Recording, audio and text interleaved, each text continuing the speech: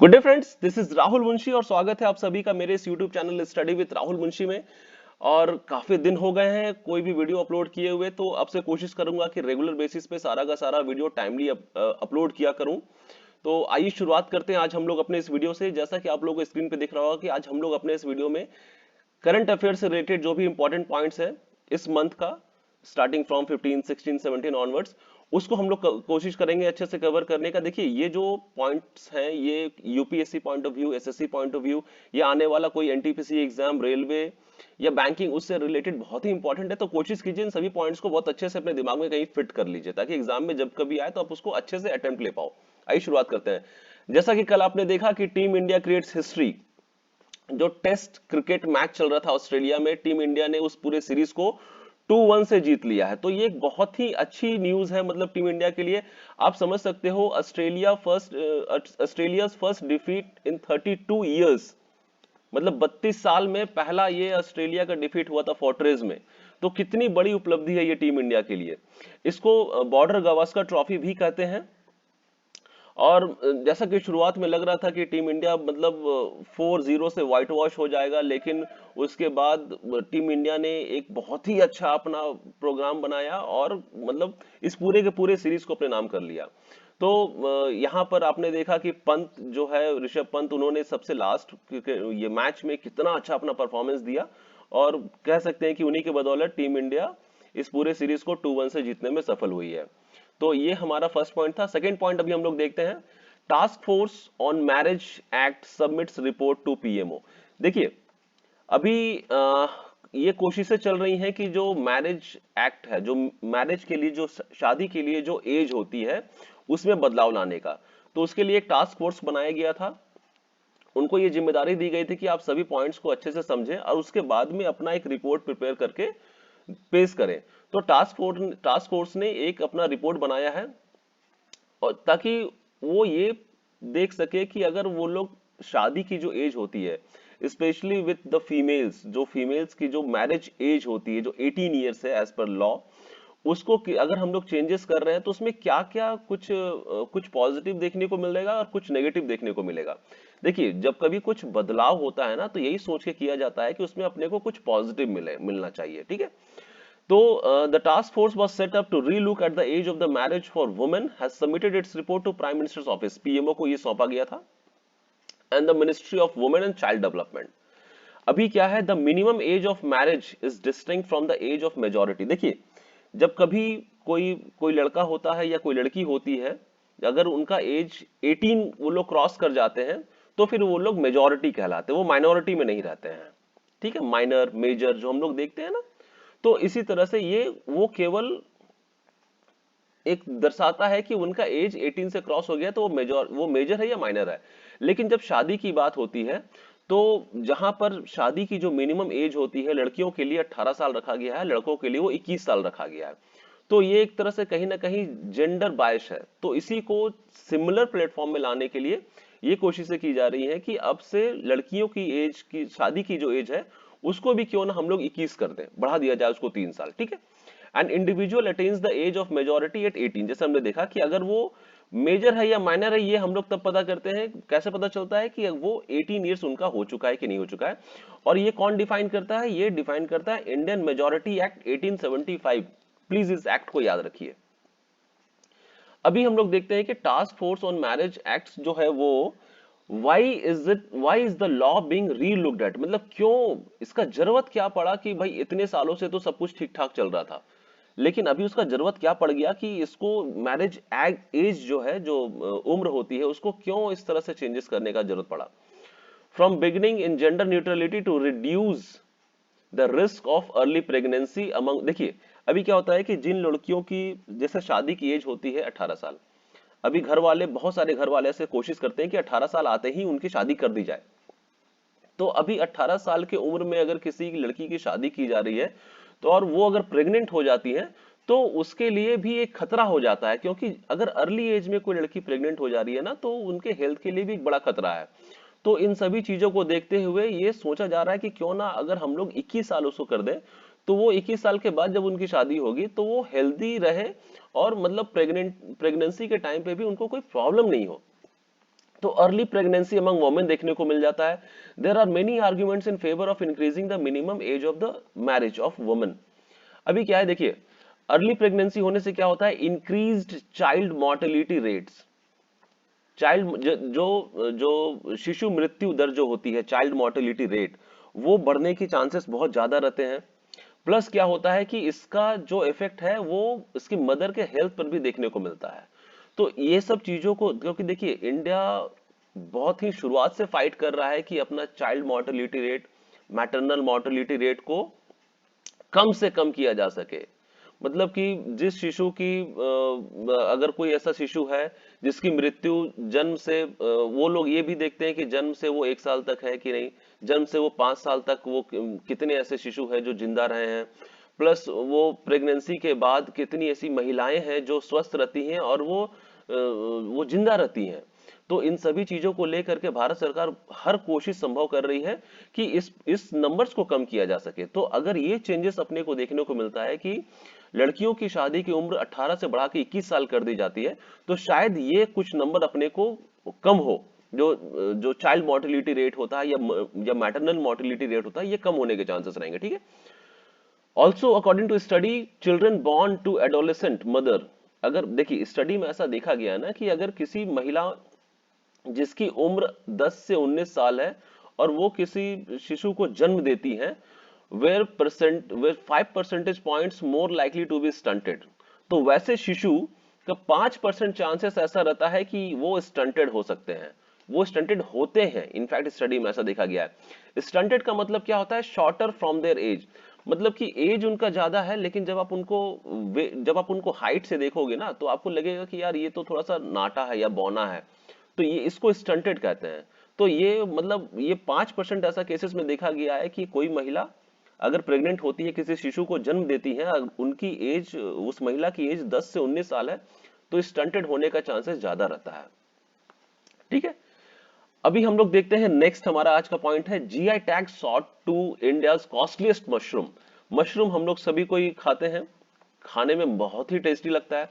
तो अभी देखिए जीआई टैग दिया गया है इंडिया का कॉस्टलीस्ट मशरूम को। आप समझिए, मतलब मशरूम तो वैसे भी थोड़ा कॉस्टली रहता है और यहाँ ये मशरूम को कॉस्टलीस्ट मशरूम कहा गया है, इसको जीआई टैग कहा दिया गया। प्लीज याद रखिए ये जीआई टैग मतलब किस किस क्षेत्र में दिया गया है, उसको याद रखना जरूरी है। Geographical indication tag has been short to one of the costliest mushroom, जो जम्मू और कश्मीर, इसका जो डोडा डिस्ट्रिक्ट है वहां पर ये मशरूम मिलता है, एक्सक्यूज मी, और उसको ये जीआई टैग दिया गया है। इस मशरूम का लोकली जो नाम है वो है गुच्ची, गुच्ची और मोरल। प्लीज नाम याद रखिए, गुच्ची और मोरल एक ऐसा मशरूम है जो कि जम्मू कश्मीर के डोडा डिस्ट्रिक्ट में मिलता है और इसको एक जीआई टैग दिया गया है। ये कॉस्टलीस्ट मशरूम है इंडिया का। आप देख सकते हो कि ये इसका price at over 20,000 rupees a KG, मतलब 20,000 रुपया पर केजी से भी ऊपर आपको मिलता है। मतलब आप समझ सकते हो कि कितना कॉस्टली है। Is a forest produce collected by local farmers and tribals. ठीक है। देखिए ये एक्चुअली क्या है ना कि इसमें कुछ आपको मेडिकल इंग्रेडिएंट्स भी देखने को मिलते हैं, मतलब स्वास्थ्य के लिए काफी अच्छा होता है, काफी लाभदायक होता है ये खाना, और ये एंटी इन्फ्लामेटरी प्रॉपर्टीज भी इसमें मिलते हैं। और ये टेम्परेट फॉरेस्ट में पाया जाता है, क्योंकि देखिए अगर ये जम्मू कश्मीर में अगर मिल रहा है तो जाहिर सी बात है ये टेम्परेट फॉरेस्ट में पाया जा रहा है। तो इन सभी पॉइंट्स को आप लिंक कर सकते हो जब कभी आप किसी एग्जाम को, कोई क्वेश्चन को अटेम्प्ट कर रहे हो एग्जाम में। आप देख सकते हो कि ये इस मशरूम का फोटो है। ये मतलब कॉस्टलीस्ट मशरूम, मतलब 20,000 रुपया केजी से भी ऊपर आपको ये बिकने वाला मशरूम है। हेल्दी भी है हमारे स्वास्थ्य के लिए। अभी देखिए जीआई टैग जब का जिक्र हुआ ना, तो हम लोग थोड़ा सा देखते हैं कि जीआई टैग एक्चुअली होता क्या है। अबाउट जीआई टैग, देखिए जीआई टैग क्या होता है, geographical indication is primarily an agricultural, natural और मैन्युफैक्चर्ड प्रोडक्ट, मतलब कि एग्रीकल्चरल प्रोडक्ट हो या नेचुरली कुछ प्रोडक्ट हो या फिर उसको मैन्युफैक्चर किया गया हो।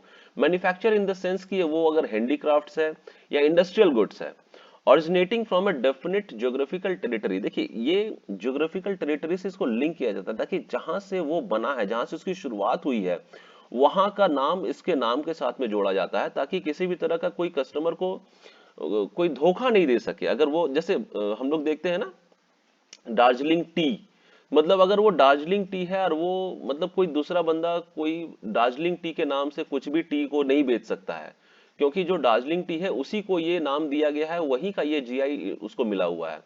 तो कस्टमर्स को धोखा नहीं दिया जा सके और कस्टमर्स के साथ मतलब वो जेन्युइन प्रोडक्ट कस्टमर को मिले, यही सब कारण, एक बड़ा कारण है कि किसी भी प्रोडक्ट को जीआई टैग दिया जाता है।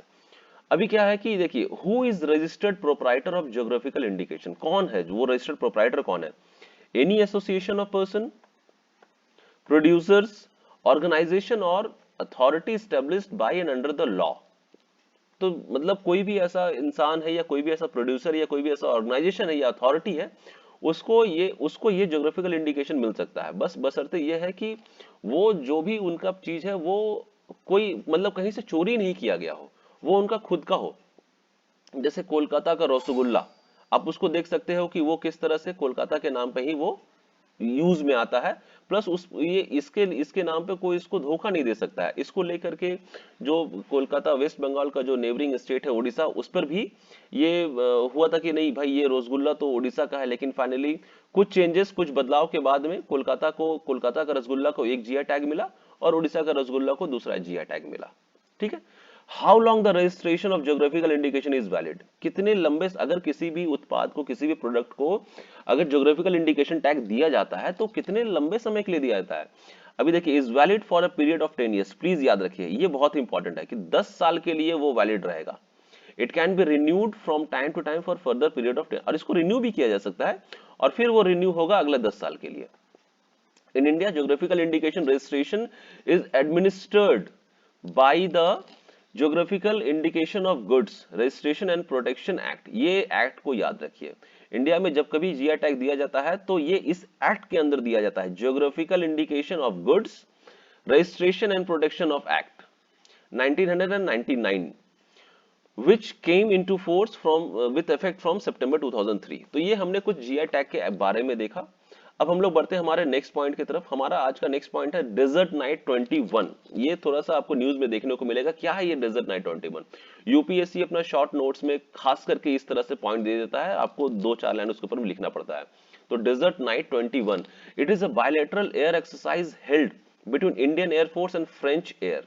ये एक बायलैटरल एयर एक्सरसाइज है। हम लोग देखते हैं कि बहुत सारे कंट्रीज के साथ में ना नवल एक एक्सरसाइज होता है, या आर्मी जो होते हैं वो उसके उनके साथ में एक्सरसाइज होता है, या एयरफोर्स के साथ में मतलब दो से ज्यादा कंट्रीज आपस में एक जगह पर मिलते हैं और वो लोग युद्धाभ्यास करते हैं, वो लोग कुछ अभ्यास करते हैं, वो लोग अपनी अपनी ताकतों की एक तरह से नुमाइंस करते हैं। तो ये भी डेजर्ट नाइट 21 ये भी वही है जिसमें इंडियन एयरफोर्स और फ्रेंच एयरफोर्स दोनों मिल करके एक बायलैटरल एयर एक्सरसाइज करते हैं। बायलैटरल एयर एक्सरसाइज एयरफोर्स से रिलेटेड है, इंडिया और फ्रांस, ये आपको याद रखना है। And the latest edition will be held at air force station Jodhpur. Jodhpur में जो एयरफोर्स का स्टेशन है वहां पर रिसेंट होना है। नेक्स्ट पॉइंट है रक्षिता। रक्षिता क्या होता है? रक्षिता is a bike based casualty transport emergency vehicle. मतलब ये बाइक बेस्ड है। आप देखिए नॉर्मली क्या होता है कि जब कभी कहीं पर किसी का एक्सीडेंट हो जाता है तो एम्बुलेंस को कॉल किया जाता है, बड़ी सी वो कार होती है, कोई बड़ी गाड़ी होती है। यहाँ पर क्या है कि ये bike based casualty transport emergency vehicle है, ताकि बाइक से वो उसको तुरंत में जितनी जल्दी हो सके नियर बाई हॉस्पिटल को पहुंचाया जा सके। The bike ambulance will help in overcoming the problems faced by the Indian security forces and emergency health worker providers। तो रक्षिता, इसको याद रखिए कि ये एक bike based casualty transport emergency vehicle है। और डेजर्ट नाइट हमने देखा, डेजर्ट नाइट 21 जो कि इंडिया और फ्रांस के बीच में एक एयरफोर्स का बायलैटरल एयर एक्सरसाइज है। थर्ड पॉइंट हमारा है शारीचू रिवर। अभी देखिए शारीचू रिवर क्यों फेमस है ये थोड़ा सा मैं आपको ब्रीफ कर देता हूँ, क्योंकि आप लोग रिसेंट पे देख रहे होंगे कि चाइना, अभी हम लोग को पता चला है कि चाइना अपना एक विलेज सेट किया है अरुणाचल प्रदेश से सटे हुए ठीक बॉर्डर के पास में। तो ये मतलब कहीं ना कहीं एक खतरा का घंटी भी आप इसको बोल सकते हो, क्योंकि देखिए चाइनीज किस पॉइंट ऑफ व्यू को लेकर के आगे अपना क्या मकसद देख रहे हैं वो जानना थोड़ा मुश्किल होता है और अपने को बाद में पता चलता है। तो अभी ये देखा गया है कि हमें सैटेलाइट इमेज के थ्रू ये पता चला है कि चाइना ने अरुणाचल प्रदेश के पास में एक नया विलेज अपना बनाया है और the settlements are situated on the, यहाँ पर जो एक नदी है सारीचू रिवर उसी का नाम है, उसी के पास में ये विलेज को उसने सेटअप किया है और ये अपर सुबनसिरी डिस्ट्रिक्ट ऑफ अरुणाचल में आता है ये रिवर सारीचू रिवर। और ठीक उसके पास में उसके पास में आपको मैकमोहन लाइन भी देखने को मिलेगा, जो इंडिया और तिब्बत के बीच में एक बॉर्डर डिमार्केशन किया गया था, मैकमोहन लाइन। ठीक उसी के पास में चाइना ने अपना एक विलेज सेट किया है। ठीक है, तो प्लीज इस नाम को याद रखिए, सारी चू रिवर, सारी चू रिवर। ठीक है, अरुणाचल प्रदेश। नेक्स्ट आते हैं, हमारा आज का पॉइंट है पीयूष गोयल इनॉग्रेटेड प्रारंभ। इस वर्ड को याद रखिए please, Prarambh. Prarambh seed fund to rupees 1000 crore announced by prime minister. तो पीयूष गोयल जी हैं, उन्होंने एक प्रारंभ को इनोग्रेट किया है, और इसी के दौरान जो हमारे प्राइम मिनिस्टर श्री नरेंद्र मोदी जी हैं, उन्होंने 1000 करोड़ का उसमें एक फंड भी अनाउंस किया है। तो देखिए प्रारंभ होता क्या है, अपनी ये समझते हैं। देखिए प्रारंभ बेसिकली होता है, जो स्टार्टअप्स होते हैं ना, कि भाई नई जो बिजनेस है उनको एक मौका दिया जा सके, वो सामने आए और मतलब कुछ इंडिया के लिए कुछ अच्छा किया जा सके। तो ये प्रारंभ उसी से रिलेटेड है। 2 डे इवेंट प्रारंभ 15/16/2021 को किया गया था। ये स्टार्टअप इंडिया इंटरनेशनल समिट, आप देखिएगा, स्टार्टअप इंडिया इंटरनेशनल समिट 2021, मतलब कि कुछ नई जो तकनीक, जो स्टार्टअप जिसको बोलते हैं, स्टार्टअप को एक मौका दिया जा सके, एक प्लेटफॉर्म दिया जा सके, उनको उनकी मदद की जा सके, पैसों से उनकी मदद की जा सके, ताकि वो लोग अपना इनोवेशंस लेकर के आए इंडियन मार्केट में, और हमारा डिपेंडेंसी फॉरेन कंट्रीज पे कम हो। तो इन सभी चीजों को देखते हुए department of promotion of industry and internal trade, जो ministry of commerce and industries के अंदर में आता है, उस दौरान उसके थ्रू ये प्रारंभ को स्टार्ट किया गया है। ठीक है, the inaugural event saw the participation of members. अभी जब इनॉग्रल इसका हुआ था, तो इसमें बिम्स्टेक, BIMSTEC, बिम्स्टेक के मेंबर्स भी इसमें पार्टिसिपेट किए थे। अभी बिम्स्टेक क्या है, देखिए बिम्स्टेक है Bay of Bengal initiative for multi sectoral technical and economic cooperation. इस फुल फॉर्म को प्लीज याद रखिए, BIMSTEC, Bay of Bengal initiative for multi sectoral technical and economic cooperation. तो नाम से आपको याद रखना है कि बे ऑफ बंगाल जो एरिया है, उसके अगल बगल में जो कंट्रीज हैं, सारे के सारे कंट्रीज नहीं, लेकिन मैक्सिमम जो उसके अगल बगल के कंट्रीज हैं, वो सभी इसके एक मेंबर कंट्री हैं। कौन कौन से मेंबर कंट्रीज है, जैसे बांग्लादेश, अभी बे ऑफ बंगाल के बगल में बिल्कुल आपको बांग्लादेश देखने को मिलता है, भूटान भी आपको देखने को मिलता है, इंडिया तो ऑफ कोर्स है उसमें, नेपाल है, उसके बाद श्रीलंका, देखिए श्रीलंका आपको बिल्कुल इंडिया के एकदम साउथ एक्सट्रीम में देखने को मिलेगा, म्यांमार है, और थाईलैंड है। तो ये 7 ऐसे कंट्रीज है जो बिम्स्टेक के मेंबर्स हैं। इन नाम को प्लीज याद रखिए। तो ये जब भी ये जहां पर ये इनॉग्रल हुआ था प्रारंभ का, तो ये बिम्स्टेक कंट्री के मेंबर्स भी वहां पर देखने को मिले। देखिए इंडिया की शुरू से कोशिश रही है कि उनका लुक टूरिस्ट पॉलिसी, एक्टिस्ट पॉलिसी, मतलब कुछ इस तरह से करने का, ताकि जो ईस्टर्न कंट्रीज हैं या हमारे जो नेबरिंग कंट्रीज हैं, उसको इंडिया साथ में लेकर के चले। कुछ भी जब नया किया जा रहा है, तो जो बेनिफिट इंडिया को हो रहा है, साथ ही साथ वो बेनिफिट हमारे नेबरिंग स्टेट्स को भी हो, नेबरिंग कंट्रीज को भी हो। क्योंकि अगर हमारा पड़ोसी राज्य जो है, हमारा पड़ोसी मुल्क जो है, वो अगर खुशहाल नहीं है, तो कहीं ना कहीं उसका इफेक्ट इंडिया पर भी देखने को मिलता है। ठीक है, हमारा नेक्स्ट पॉइंट है cabinet approves proposal for mineral reforms bye amending MMDR act. अभी देखिए MMDR एक्ट 1957, इसको याद रखिए। इस पे कैबिनेट ने अभी कुछ अमेंडमेंट अप्रूव कर दिया है। अभी क्यों बदलाव क्यों लाया गया, देखिए मैं जैसे मैंने आपको पहले भी कहा ना कि बदलाव लाया जाता ताकि कुछ अच्छा किया जा सके। The major objective of the reform is to generate huge employment opportunities. India में एम्प्लॉयमेंट अपॉर्चुनिटीज को क्रिएट किया जा सके, और साथ ही साथ रिड्यूस इंपोर्ट को रोका जा सके। देखिए इंपोर्ट वो होते हैं जो बाहर से जब हम लोग कुछ मटेरियल्स इंडिया में लेकर के आते हैं, तो जब हम लोग इंडिया में मटेरियल्स लेकर के आ रहे हैं, तो हम लोग को उनको पे करना पड़ता है, मतलब हमारा पैसा बाहर जा रहा है। तो हमारा पैसा बाहर नहीं जाए, वो इंडिया के लोगों के लिए काम आए, इसी के लिए इंपोर्ट्स को रिड्यूस करना जरूरी है। और साथ ही साथ एक्सपोर्ट बढ़े, ताकि एक्सपोर्ट बढ़ने से क्या होता है कि हम लोग अपना मैन्युफैक्चरिंग को बढ़ा रहे हैं, उसको बाहर बेच रहे हैं, और बाहर का पैसा हमारे पास आ रहा है। And increase production by bringing large mineral blocks into auction, ताकि जो हमारे कंट्री में जो मिनरल ब्लॉक्स हैं, उसको ऑक्शंस किया जा सके, लोगों को दिया जा सके, और लोग उसको यूज करके अपना ही प्रोडक्शन को बढ़ाएं, मैन्युफैक्चरिंग को बढ़ाएं, और इंपोर्ट पर डिपेंडेबिलिटी कम हो हमारी। रैशनलाइजिंग स्टैम्प ड्यूटी को थोड़ा सा रैशनलाइजिंग करने का जरूरत आ गया है, क्योंकि स्टैम्प ड्यूटी के चक्कर में बहुत सारे लोगों का बहुत एक्स्ट्रा खर्च हो जाता है, एक लेंदी प्रोसेस हो जाता है। And developing the national mineral index, और एक नेशनल मिनरल इंडेक्स बनाया जा सके। जिस तरह से आप लोग बहुत सारे इंडेक्स देखते होंगे, उस तरह से एक नेशनल मिनरल इंडेक्स भी बनेगा। ठीक है, अभी नेक्स्ट पॉइंट है Haryana chief minister Shri Manohar Lal Khattar inaugurates India's first air taxi service from Chandigarh to Hisar. अभी देखिए इस पॉइंट को याद रखिए कि इंडिया का फर्स्ट एयर टैक्सी का एक शुरुआत किया गया है। कहां से कहां तक आपसे पूछा जा सकता है एग्जाम में, तो ये चंडीगढ़ से लेकर के हिसार तक के लिए स्टार्ट किया गया है, ठीक है। और ये अंडर RCS उड़ान, उड़े देश का आम नागरिक जो है ना, ये उसके अंदर में इसको स्टार्ट किया जा रहा है। तो हरियाणा में देखा गया है, जो चंडीगढ़ से लेकर के हिसार तक गया है, ठीक है। 24th national youth festival 2021 held virtually. National youth 24वां नेशनल यूथ फेस्टिवल 2021 अभी वर्चुअली उसको इनॉग्रेट किया गया, उसको मनाया गया। देखिए स्वामी विवेकानंद जी के जन्म तिथि के उपलक्ष्य पर इस यूथ फेस्टिवल को मनाया जाता है हर साल, हेल्ड फ्रॉम 12 जनवरी से 16 जनवरी 2021। और इस बार जो ये फेस्टिवल था, इसका थीम क्या था, युवा उत्साह नए भारत का, ये इसका फुल फॉर्म है और ये इसका थीम भी है। तो प्लीज इन सभी पॉइंट्स को बहुत अच्छे से याद रखिए। ये सभी पॉइंट्स आपको किसी ना किसी एग्जाम में जो जहां पर आपसे करंट अफेयर्स के बारे में पूछा जाता है, ये आपके लिए बहुत ही अच्छा एक marks generating kind of thing आप इसको बोल सकते हो सकता है। और प्लीज इन सभी चीजों को घर में एक बार प्रैक्टिस जरूर करें, ताकि ये पॉइंट्स आपके दिमाग में लंबे समय तक रहे। हम लोग हमारे आने वाले वीडियो में भी और भी बहुत सारे ऐसे पॉइंट्स को देखना चाहेंगे।